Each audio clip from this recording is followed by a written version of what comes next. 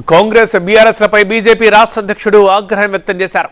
రెండు పార్టీల నాయకుల భాష ఏమాత్రం బాగోలేదంటున్నారు రామచంద్రరావు. మొన్న కేసీఆర్, నిన్న రేవంత్ పెద్ద హోదాల్లో ఉండి ఇలాగేనా మాట్లాడేది? భవిష్యత్ తరాలకు మీరు ఏం నేర్పిస్తున్నారు? 10 ఏళ్లు పాలించిన కేసీఆర్ రాష్ట్రాన్ని అప్పలపాలు చేశారు. కాంగ్రెస్ పాలనలో రాష్ట్రం మరింత దిగజారిపోయింది. భాష చాలా దారుణంగా మాట్లాడుతున్నారంటూ తీవ్రంగా వ్యతిరేకిస్తున్నారు రామచంద్రరావు.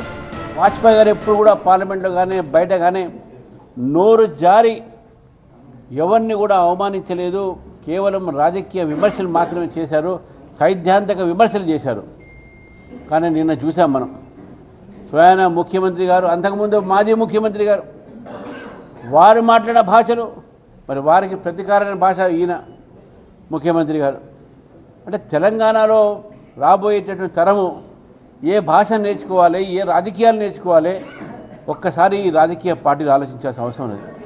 బూతులో ఒక రాజకీయాలతోని, ఒక అర్థం లేని ఒక విమర్శలతోని, ఇవన్నీ కూడా మన తెలంగాణకు మంచిది కాదని చెప్పేసి కూడా ఈ సందర్భంగా గుడ్ గవర్నెన్స్ డే సందర్భంగా నేను ఈ యొక్క ప్రజలకు తెలియజేస్తూ, మరి గుడ్ గవర్నెన్స్ డే ఉంది కాబట్టి రెండు రాజకీయ పార్టీలు కూడా ఈరోజు మన రాష్ట్ర ఖజానాల్ని ధారావత్వం ఎవరు చేశారో మనకే తెలియదు, కానీ ఖజానా మాత్రం ఖాళీ చేశారు.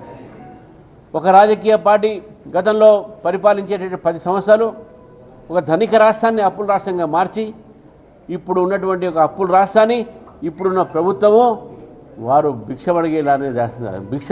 భిక్షాదేహి అని చెప్పి మాట చేస్తూ ఉన్నారు. మనకు సినిమాలు చూపెట్టి డెవలప్మెంట్ మాత్రం ఎక్కడ లేదు. తెలంగాణ రైజింగ్ అన్నారు, మనకి ఎక్కడ ఏ కంపెనీ వచ్చినా మనకే తెలియదు. దావోస్తో పోయారు, అక్కడి నుంచి ఏం వచ్చినా మనకు తెలియదు.